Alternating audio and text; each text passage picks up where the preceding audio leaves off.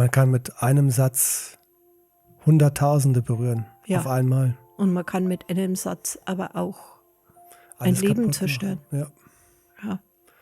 Ich finde auch, deswegen habe ich es auch erwähnt, ne, das sind eigentlich so, weil die Menschen immer auf der Suche sind, ja, aber was sind meine Fähigkeiten? Es ist so offensichtlich eigentlich schon da. Und wenn man dann seinen Fokus da reinlenkt, dann fängt man noch an, noch feiner zu spüren, aha, okay, und dann dehnt sich das aus, das Bewusstsein seiner eigenen Fähigkeiten. Ne? Ja. Aber es gibt schon Menschen, die auch so sehr spezifische Fähigkeiten haben. Also auch die Hellsichtigkeit ist ja eine große Fähigkeit. Ich glaube, was da öfters bei den Menschen ist, dass sie nicht wissen, was sie damit anfangen sollen. Also, dass sie nicht wirklich wissen, wie sie jetzt mit einer, weißt, beim Heilen ist es ja ganz einfach. Also Heilen ist etwas, wenn jemand eine Fähigkeit hat, die sich ausdehnt in Richtung Heilung, ist es etwas Einfaches, weil es jeder Mensch versteht. Aber jetzt zum Beispiel, wenn du Visionen hast und die auch visuell dir vorstellen kannst, ist es schon schwieriger. Was mache ich jetzt damit? Also was ist das eigentlich für eine Fähigkeit? Was kann ich damit machen? Oder wenn du hellfühlig bist mit dieser Liebesverknüpfung. Es ist jetzt nur ein Beispiel, die Liebesverknüpfung. Da gibt es ja auch ganz viele Perlen der Liebe, Perlen der Fürstenschaft und. Da wird es dann einfach schon ein bisschen spezifischer und für die Menschen schwieriger. Deswegen ist es ja so wichtig, dass man bei einem Fähigkeitsaspekt vertraut auf das, was dir eingebettet worden ist. Dass sich dir das offenbart, indem du dich intensiv mit diesem Aspekt verbindest und das nicht nur einmal, sondern immer wieder auch in Übung gehen. Also, weißt, Benni, ich habe so ein bisschen die Schwierigkeit, also es ist jetzt nicht wirklich eine Schwierigkeit, aber weil alles in allen Richtungen irgendwie stimmt. Weißt du, also so wie man sagt, jeder Mensch ist spirituell, das stimmt. Wenn man sagt, jeder Mensch trägt eine Fähigkeit in sich, das stimmt. Man sagt, Energien wissen schon, was sie tun, das stimmt. Aber letztendlich gibt es ja dann etwas Tieferes. Und dafür ist ja jeder Mensch selbst verantwortlich. Also ich möchte ein bisschen davon wegkommen, dass man sagt, ja, aber wenn ich in die Absicht gehe, dann wird es schon alles gut sein. Das stimmt schon.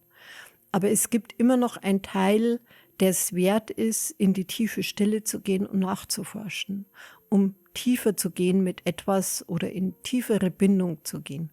Also wenn man es jetzt mit Menschlichkeit wieder vergleicht, dann ist es ein großer Unterschied, ob man mit jemand flirtet, ob man verliebt ist oder ob man eine Beziehung eingeht und liebt. Alles drei hat irgendwie seine Berechtigung und alles drei spielt auch miteinander oder verknüpft sich miteinander, aber letztendlich gibt es Unterschiede. Und so ist es ja auch in deiner Fähigkeit oder mit deinen Energien, wenn du Hände auflegst und ins vereinigte Chakra gehst und alles andere den Energien überlässt, das funktioniert. Aber natürlich kannst du auch tiefer gehen und mehr erreichen. Für dich, wenn du es möchtest. Wenn es dir so reicht, ist okay. Aber es gibt schon etwas Tieferes. Und nehmen wir jetzt mal konkrete Beispiel Heilung. Was würdest du als nächstes tun, um mehr in die Tiefe zu gehen? Also wir hatten ja schon mal einen Podcast über Heilung.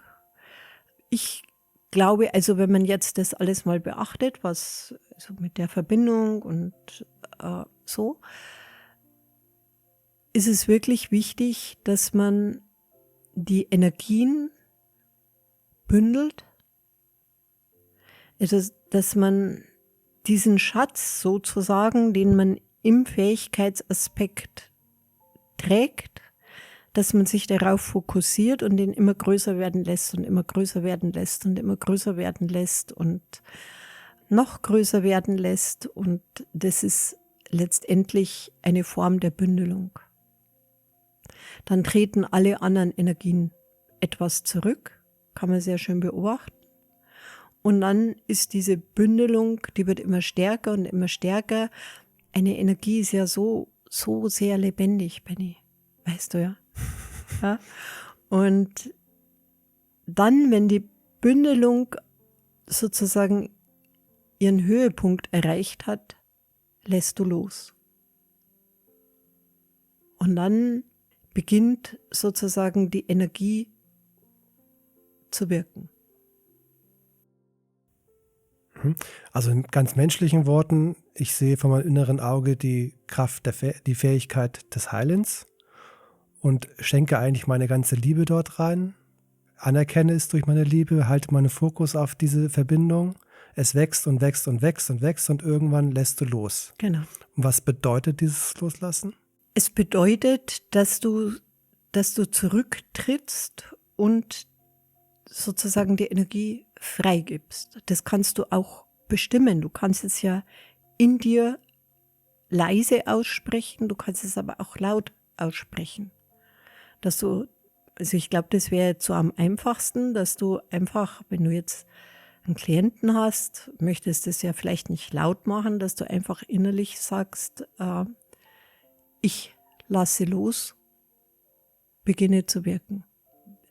Also Energien tragen immer eine hohe Intelligenz. Das ist ganz wichtig zu wissen, weil sonst das ganze System, das ganze energetische System in dir, was dich ja am Leben erhält, sind ja nicht, da haben wir ja schon oft drüber gesprochen, es sind nicht die Organe, auch wenn die Menschen das meinen, die Essenz ist die Energie. Und natürlich, wenn du stirbst, ist der Prozess, dass dein Herz irgendwann aufhört zu schlagen, aber das ist eine Folge von der Energie. Und dass die Energie eben so viel Intelligenz trägt, dass sie sehr viel intelligenter ist als du selbst. Jenseits deines Verstandes. Auch das ist wichtig anzuerkennen. Also du kannst Energien steuern, du kannst sie bündeln, du kannst dein ganzes Energiesystem sozusagen sauber halten.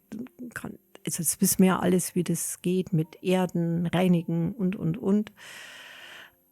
Aber diese eigene, ich würde es fast als Demut bezeichnen, dass eine Energie intelligenter ist als du selbst.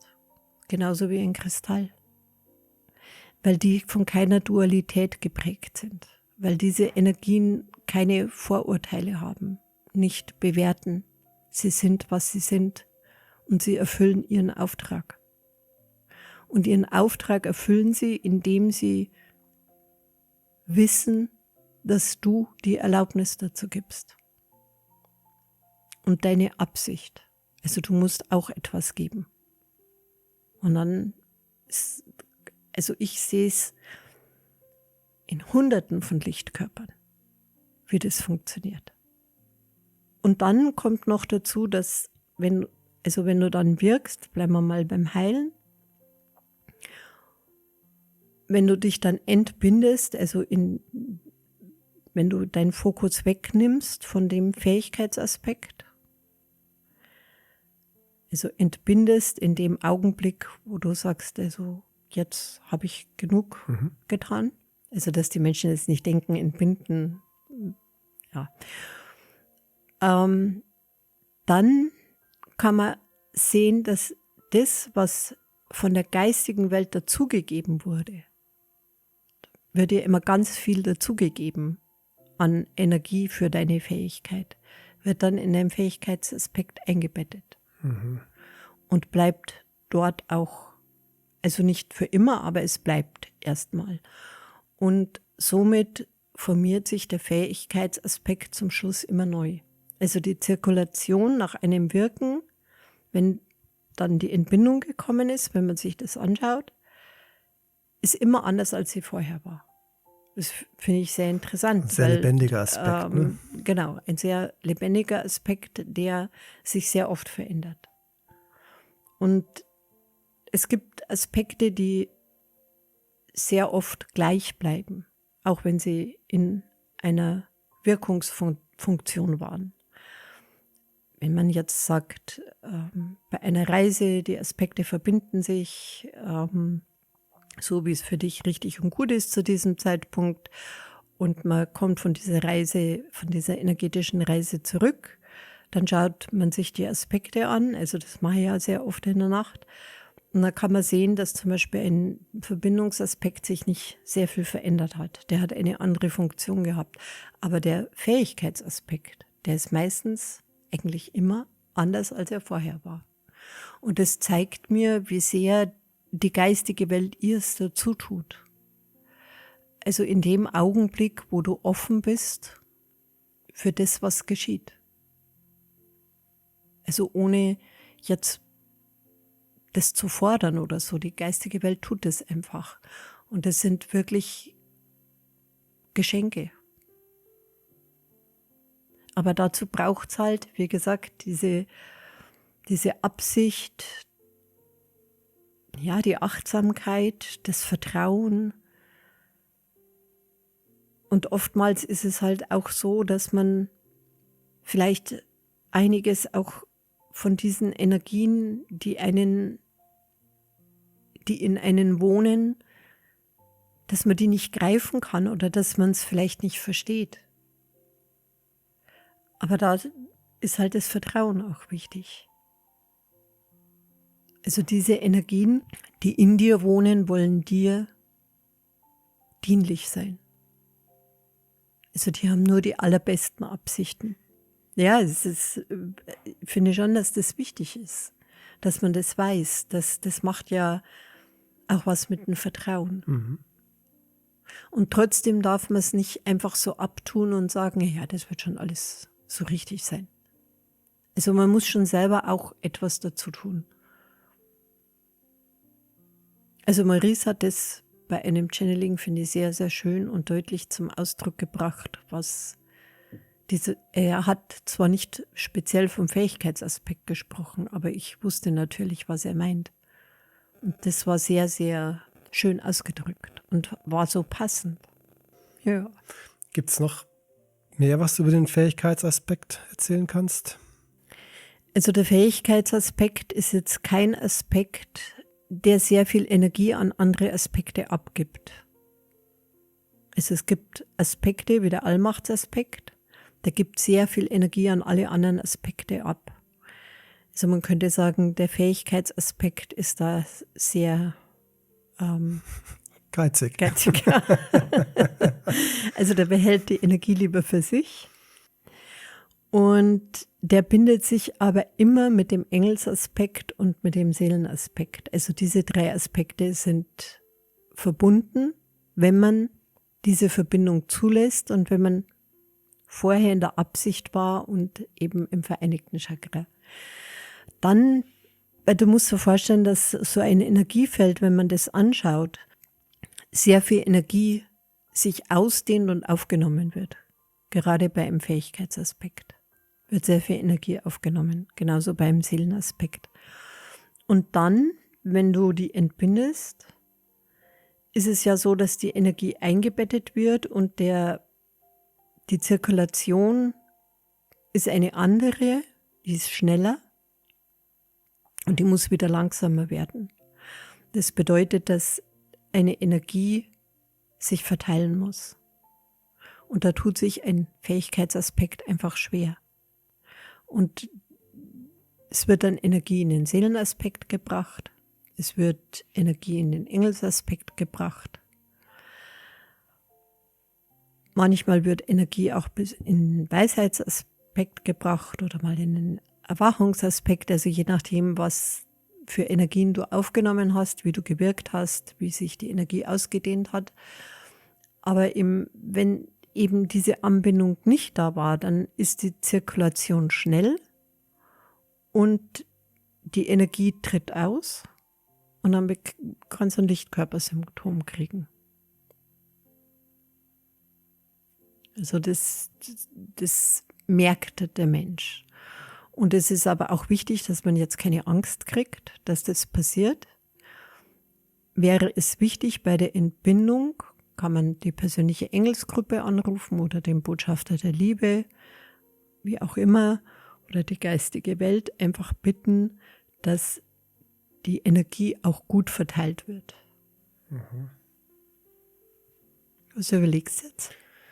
Ich beziehe das gerade auf meinen Heilkreis. Ah, So, der Tag danach zum Beispiel sagt es ja eigentlich, ne? Wie fühlt man sich dann am Tag danach? Für mich eigentlich immer sehr entspannt danach. Ich weiß nicht, ob ja das was gut, damit zu aber tun Benny, hat. du bist auch gut im vereinigten Chakra. Also es gibt aber auch einfach Menschen, die, also deswegen versuche ich ja, das ein bisschen so von dem wegzukommen. Es wird schon alles gut sein. Es stimmt schon, es wird auch immer alles gut sein. Also ich möchte keinesfalls irgendwie hier Ängste schüren. Aber das, was mir so wichtig ist, ist, dass man eben schon achtsam mit solchen Energien auch umgeht und auch die inneren Helfer mit benutzt. Also dass man wirklich so ein Ritual draus macht. Und dann werden die Energien auch verteilt und haben eine Anbindung. Das ist das, was man eine Anbindung nennt. Und dann, wenn man sich dann noch erdet, dann ist auch alles gut. Für mich ist es nur wichtig, dass die Menschen dieses Verständnis erlangen, dass sie auch ihren Teil dazu beitragen müssen. Dass eine Energie etwas ist, was Aufmerksamkeit, Achtsamkeit, Verbindung braucht, um auch tatsächlich so zu wirken, wie du dir das vorstellst. Jetzt kannst du dir vorstellen, haben wir 18 Aspekte. Und oftmals werden diese Aspekte ja verbunden und verbinden sich gleich am Anfang zum Beispiel. Also das ist auch noch ein Unterschied. Das ist auch noch vielleicht wichtig. Es ist immer gut, wenn man den goldenen Engel zum Beispiel bittet, die Aspekte zu vereinen, die richtig und gut sind für das, was du jetzt wirken möchtest. Der goldene Engel ist der Engel, der im Zentrum deiner persönlichen Engelsgruppe steht. Genau. Für die, die es noch nicht Ja, wissen. genau. Und da geht es ja auch wieder um diese tiefe Absicht, aber also manchmal kann man halt sehen, dass Menschen wirken, ohne dass sie eine Verbindung herstellen. Und wie gesagt, das ist wichtig, also der Fähigkeitsaspekt braucht eine Anbindung. Das ist wirklich wichtig. Ja, in dem Fall wäre es halt ein anderes Wort, vielleicht auch eine Brücke, ne? Ja, Die Brücke zu genau. sich selbst und die Ja. Brücke zu den höheren Ebenen. Ja, Ne? genau. Und da drin Genau. schwingt dann und ist ein Genau. guter Fluss hergestellt Genau. im Ganz genau. Fähigkeitsaspekt. Ja. Hast du eigentlich sehr schön gesagt. Ja, schönes Thema, Biene. Freue mich auf den nächsten Aspekt Okay. beim nächsten Podcast. Bis bald, Biene. Ciao. Bis bald, Benny.